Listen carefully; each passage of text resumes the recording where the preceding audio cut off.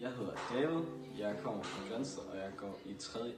Jeg hedder Michelle, jeg kommer fra en lille by, der hedder Stakroge, og jeg går i 1. B. Jeg hedder Rebecca, og jeg går her i Grænsted i 3. F, og jeg går så på musik. Jeg hedder Cecilie Vibe, jeg går i 3. B, og jeg kommer fra Billund. Jeg hedder Gregers, og så kommer jeg fra Billund af, og så går jeg i 3. F musiklinjen. Ja, jeg hedder Lærke, og jeg kommer fra Grænsted af, og jeg går i 1. D. Jeg hedder Rikke, jeg kommer fra Hejnsvig, og jeg går i 1. A. Jeg hedder Trine, 17 år, kommer fra Grænsted, går i 1. B, har biologi på A og kemi på B. Musik, kun musik. Resten er ligegyldigt. Det er især biologi, jeg har valgt i den her studieretning. Og det er nok, fordi jeg godt lide at arbejde omkring det her med mennesket, og det er noget af det, jeg synes, der er mest fascinerende. Altså musik har altid været interessant for mig, fordi jeg synger og spiller klaver, og med ukulele, så jeg kunne ligesom ikke rigtig lide en anden. Vi lærer meget om kroppen, og hvordan kroppen fungerer, og hvordan mennesket fungerer i naturen. Både vinkel fra kemi og biologi, så det giver en god forståelse. Jeg kan rigtig godt lide samfundsfag, og så kan jeg godt lide matematik. At man ligesom har læring på en helt anderledes måde, end at bare sidde i et klasselokale. Altså, jeg har altid godt kunne lide samfundsfag, og også engelsk. Så ja, det var bare lige de fag, jeg godt lige kunne tænke mig at have.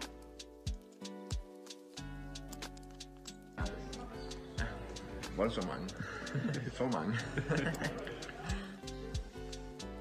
Ja. Men man kan godt få det til at hænge sammen, hvis man prøver. Ja, vi har i hvert fald nogle perioder, hvor der er rigtig mange afleveringer. Altså jeg synes som sådan ikke, at der er helt vildt mange afleveringer. Men når vi så lige får sådan en bunke afleveringer, så er det rimelig sjovt at lave, fordi at, det er noget, som interesserer mig. Der er en lille smule matematik-afleveringer, ja, men samfundsfag ikke så meget indtil videre, nej. Jeg synes, lektionen, det var der mange af, men altså afleveringen, det er ikke så slemt. Der kan godt nogle gange være ret meget læselektier, men det er ikke så slemt igen. Det kommer sådan meget i perioder. Det er godt. Det er dejligt. I musikklassen, så synes jeg, at man har et bedre bånd, end det, jeg synes, indtrykket er fra andre klasser. Det er godt. Vi har det godt i klassen, alle sammen. Altså, vi har det rigtig godt i min klasse, så ja, det er meget godt. Det er super fedt, fordi 1. Det ligger tæt på. 2. Alle kender alle.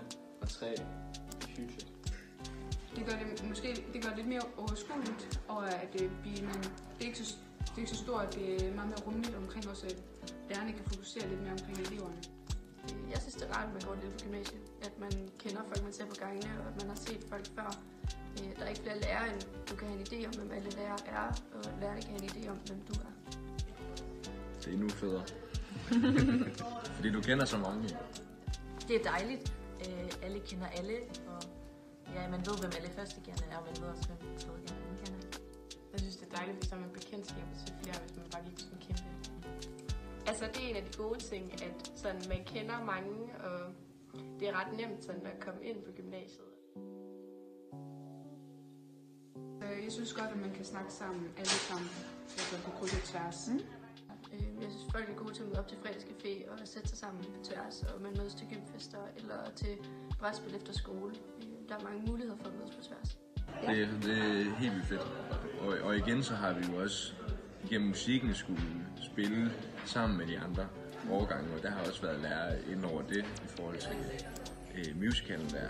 Og der har vi også lært nogle andre at kende. Og det så også igennem festerne og så videre. Så det er fedt. Jeg synes, det er rigtig godt. Altså, der er både plads til at snakke med hinanden som normale mennesker, men så er der selvfølgelig også nogle gange, hvor man skal ramme. Og ja, det er godt.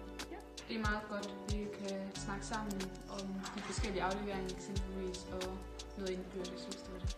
Det er selvfølgelig bedre med nogle lærere end med andre, men vi er glade for vores lærere. Jeg tror også, vores lærere er glade for os. Vildt godt.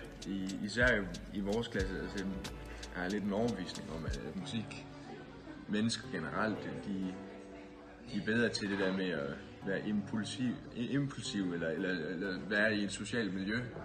Og skulle også i forhold til vores lærere, der har vi tit haft et tæt forhold til dem. Lærerne, de er gode, og de er menneskelige. Man hører tit, at de ikke er så menneskelige, men de er menneskelige. Altså, jeg synes, man har et meget tættere bånd, end man havde i folkeskolen i forhold til lærerne. Ja, man kan have nogle rigtig sjove timer en gang imellem. Der er en god sådan, balance mellem det sjove og sådan, det faglige. Folk er gode til at møde op, og de er gode til, hvis det bliver noget, der involverer alkohol, at folk har forståelse. Og hvis man ikke har lyst til at drikke, og man kan være med på den måde, man selv ønsker. Jeg synes sådan noget som musikcafé, og altså det er noget af det fedeste, synes jeg. Og det der, forårskoncerter og sådan nogle ting, det er sådan noget, jeg glæder mig til, fordi der er så mange, der er med i det. Og man ser, hvad de andre er i stand til. Okay. Jeg synes, altså, det skaber et fællesskab, der alle sammen er omkring det. Så jeg synes, det er fedt, at der bliver lagt. Nu er jeg selv med i Exaudio, så det er rigtig godt, og jeg synes, der er et rigtig godt fællesskab omkring det. Ja, jeg er med i Exaudio, der laver næstfester. Og det hænger ligesom sammen med sammenholdet mellem årgange, fordi så kan man i hvert fald lave et eller andet. Okay. Altså, jeg er med i Lektiecafé, og så var jeg også lidt med til Knæk Cancer, og så er jeg med i Provudvalget også. Ja, jeg er med i elevrådet og har været elevrådsformand. Jeg tror, jeg er suppleant i elevrådet. Ja. Det er sådan noget. Nej, det tror jeg ikke, jeg